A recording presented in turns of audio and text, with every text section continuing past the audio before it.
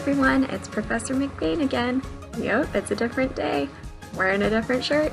Got my hair a little bit longer. Yeah, some time has passed. Anyway, welcome to the second part in our lecture series about what's in the water. This video is going to cover some water contamination events that happened both locally and nationally. When we left off, we had just talked about maximum concentration levels that are set by the EPA for specific contaminants that might be present in a particular water source and how the EPA decides what those concentrations ought to be. So moving forward, let's look at what some of those chemicals might be that might even have MCLs designated to them. So a certain class of contaminants are what we call organics. We'll learn about organic chemicals in week 14, but organic chemicals in general, they have carbon and hydrogen as the main elements that make them up. And you might hear that word organic and think that that sounds pretty safe, but for chemists, organic compounds tend to be actually carcinogens just from the way that carbon and hydrogen behave. All right, and so all of these that are displayed here are definitely carcinogens and even just like acute toxins as well.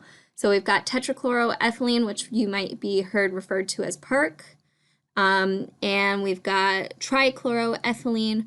Remember that was one of the contaminants that was found in the water over at Paducah Gaseous Diffusion Plant in Kentucky. There's another variant of that called 1,1,2-trichloroethane and benzene, all right? So all of these, the MCLs set by the EPA are only 5 parts per billion, right? So it's not even 5 parts per million, it's 5 parts per billion. So clearly all of these chemicals are not safe for human consumption. And if there's any present in a water source, it needs to be at very, very, very low levels. Another chemical that you might be noticing is a familiar name is chloroform. Chloroform used to be used as an anesthetic back in the late 1800s, right at the dawn of what we might call modern medicine. Bromoform is fairly similar to chloroform, except that these chlorines are replaced with bromines. And if you have chloroform, then often you might have bromoform as well. And so the MCL for both of these together is 100 parts per billion. In water sources, there's always some presence of organic compounds. But as soon as you are trying to disinfect water with chlorine or bromine in their pure states, then those naturally occurring organic compounds might turn into these, right? And so that's why you might see chloroform and bromoform together. Anyhow, these are all pretty nasty for you. And I'm bringing these up because Paradise was having issues with benzene being in their water systems shortly after the campfire in 2018. And Dr. Sandrine Matiasek over in the Geosciences Department was focusing a lot on runoff of water as a result of those wildfires. And I'm pretty sure that one of the aspects of her recent research involves these levels of benzene. So an interesting issue going on here is that the water coming directly out of the Paradise Irrigation District tanks that have already been purified, they do not contain very much benzene in them at all. So whatever benzene might be present in those tanks is what they call a non-detectable level. All right, so if you ever look up a water quality report and it says ND, that means non-detectable, which means that if there is any, it's so low that the equipment isn't registering it. So all of the water coming directly out of the tanks that are controlled by a Paradise Irrigation District contain non-detectable levels of benzene, but some areas at residents' homes have benzene levels as high as 16 parts per billion, right? So if let's go back a slide. The safe level of benzene, the highest safe level of benzene is 5 parts per billion, and yet they're seeing it at 16 parts per billion. Yikes! That's over 3 times the safe concentration, so that's not good. What they believe is going on is that when the ground was scorched by the flames that had, spread all across Paradise, residents that had used plastic piping to connect from the main Paradise Irrigation District source to their homes for whatever reason, that the plastic became scorched and that it started breaking down. And as a result of that breakdown, the plastic pipes themselves are what's responsible for leaching benzene, which is right here, into the water. All right, so it's all happening what you might call downstream from the tanks themselves due to these unapproved water pipes being used. If the pipes that residents were using to, I don't know, like refresh their irrigation system or whatever, if those pipes were metal, then obviously there wouldn't be this issue. Yeah, but because people are using plastic, it's thought that that's what's going on here. Most bottled water samples don't have organic contamination, and so as a result, Paradise Irrigation District has been recommending that residents use bottled water for drinking, cooking, and even showering. It might make sense why you would use bottled water for drinking and cooking, but most people would probably just use whatever water is on hand for showering. But the reason why you don't want to do that is because benzene is highly volatile, and as soon as it heats up, or as soon as it's kind of like flowing through the air and potentially becoming aerosolized, the main way that it would be absorbed into your body would be through inhalation. So even showering with benzene contaminated water is a bad idea. And so that's why bottled water has been recommended for drinking, cooking, and showering. So there are more details provided in the links that I've posted on Blackboard in the Week 5 materials. I would like you to read those because they are going to contain some answers to homework questions and potentially even exam questions. So consider those links on Blackboard as part of your required reading materials for this unit. So some other contaminants that the EPA has set MCLs for include arsenic, which makes sense. Cadmium, you might have heard of that as being a component in batteries and electronics. Same with chromium. Cyanide, I mean, a lot of you have probably heard of cyanide being used as a poison way back in the day. Fluoride, there's a big controversy over how much fluoride is safe. We use fluoride to help strengthen children's teeth when they're very young, but if you have too much fluoride, it can actually damage your bones. And then lead and mercury are also obviously very toxic as well. And so the maximum concentration levels are set mostly in the ppb range for these. Fluoride is safe in the ppm range, but the others are all in the ppbs. And so let's take a look at some water sources that might have these, all right? And we'll be comparing these to their MCLs. So ocean water contains about 1/4 of the MCL of arsenic, okay? So that's pretty safe. Lead, there's not very much lead in ocean water. There's not too much mercury in ocean water either. And Chico tap water, not too much arsenic, not any lead, no mercury either. Laytonville contains 50 parts per billion of arsenic. Yikes. And yet lead and mercury are well in hand. And even some bottled water companies contain a little bit of arsenic, but again, like all well below the MCLs. Now, volvic water, that's like volcano water or water that's located around volcanoes such as Lassen. They contain a little bit of arsenic and a little bit of lead as well, but the mercury is non-detectable. So of course we're concerned with these three metals because they pose very high risks in terms of human toxicity. All right, so arsenic can cause all sorts of issues.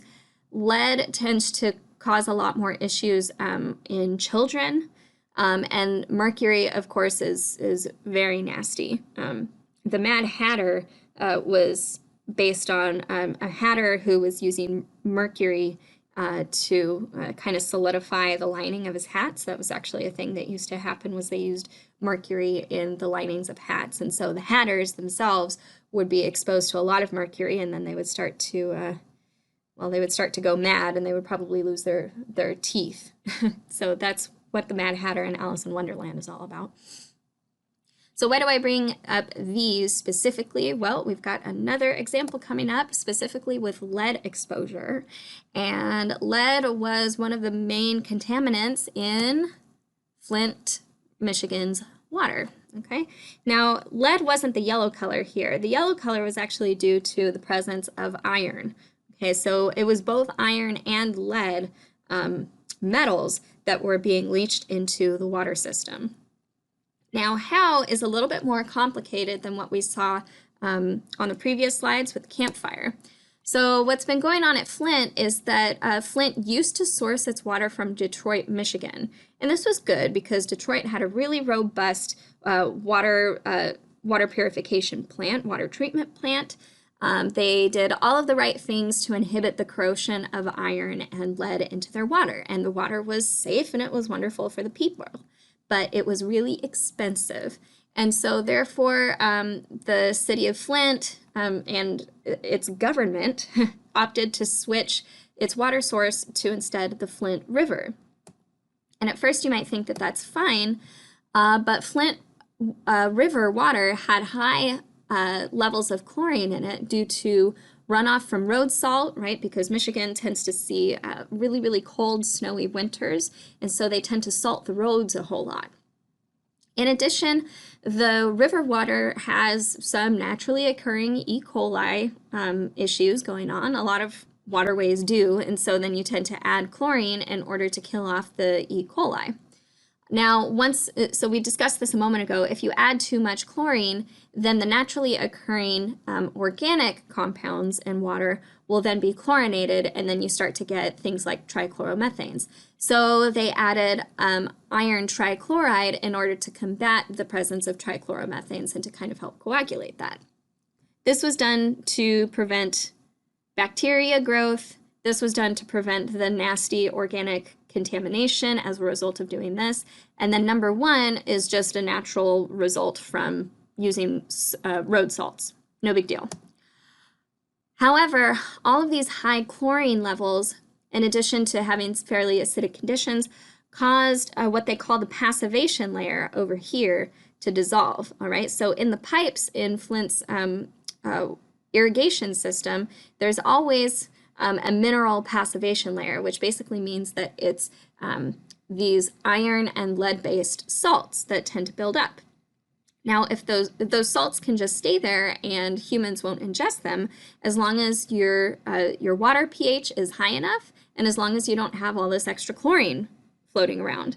But with all the extra chlorine and lowering the pH to an acidic level, that passivation layer started to dissolve into the water, okay? And so if those salts are dissolving, then the lead ions and the iron ions are starting to become water soluble, and that's when these contaminants start to actually become an issue. All right, and so that's how you got lead and iron dissolved into the water supply. One of the other issues that that was going on was that when the water source was switched, they didn't think to also start treating the water with orthophosphates because orthophosphates, which is over here, it's a corrosion inhibitor, tends to counteract all of the high chlorine level stuff going on, and it basically would have stopped this passivation layer from being dissolved. But they didn't do that, and so the layer did dissolve, and then they've got iron and lead in the water, and then that's how you get to have this, this rust-colored water. So all of this information was obtained from an article in Chemistry and Engineering News from back in 2016. This article is also linked on our Blackboard page, so make sure that you take a read through that as well. Here's the fast and dirty version of it. Okay, so the chloride concentration in Detroit was fairly low, but the chloride concentration in the Flint water was fairly high. If you compare the EPA's MCL for lead, that's 15 parts per billion, but out in Flint, Michigan, some lead levels were measured to be as high as 13,000 parts per billion. That is absurd, and it's totally not safe for any sort of human consumption. On average, the lead concentration was closer to around 2,000 parts per billion, but that's still not okay. It was clear that the passivation layer was still somehow disintegrating because even after all of that flushing, then they were still seeing lead levels as high as 300 parts per billion, which is still not safe. So then that may lead you to wonder, well, what water should I drink? Do I always need to be reading water quality reports in any new town that I go to? I would say it's a good idea to, yes, read the water quality reports for any new destination that you're traveling to before you drink the tap water. Yeah, it's always good to be aware of what you're putting into your body. In general, municipal water is pretty darn safe, unless it's not, right? And so you can kind of get a feel for that from the locals, but also again from water quality reports. In general, the government tends to be interested in keeping its constituents safe and pretty darn happy. And so if there's a risk for people not being safe, then they'll disclose that, and there will be all sorts of PSAs that get published because they don't want, their constituents getting sick and dying, right? In particular, Chico's tap water is pretty darn safe. But of course, bottled water is sometimes a good idea to drink if you need to. It has its downsides, right? Bottled water is energy intensive to produce. And then, of course, there's a lot of plastic bottles that get generated as waste, which is certainly not very environmentally friendly. I would say a good happy medium for this would be to subscribe to a water service like Alhambra or Culligan or something, and instead of having a bunch of, bottles that you drink through, Culligan will drop off, several 5-gallon jugs to you, and you just plop them into your water dispenser, and then you've got fresh water that tastes a little bit better too. So just be thinking about this every time that you're drinking yet another bottle of water. Maybe try to go more green with that.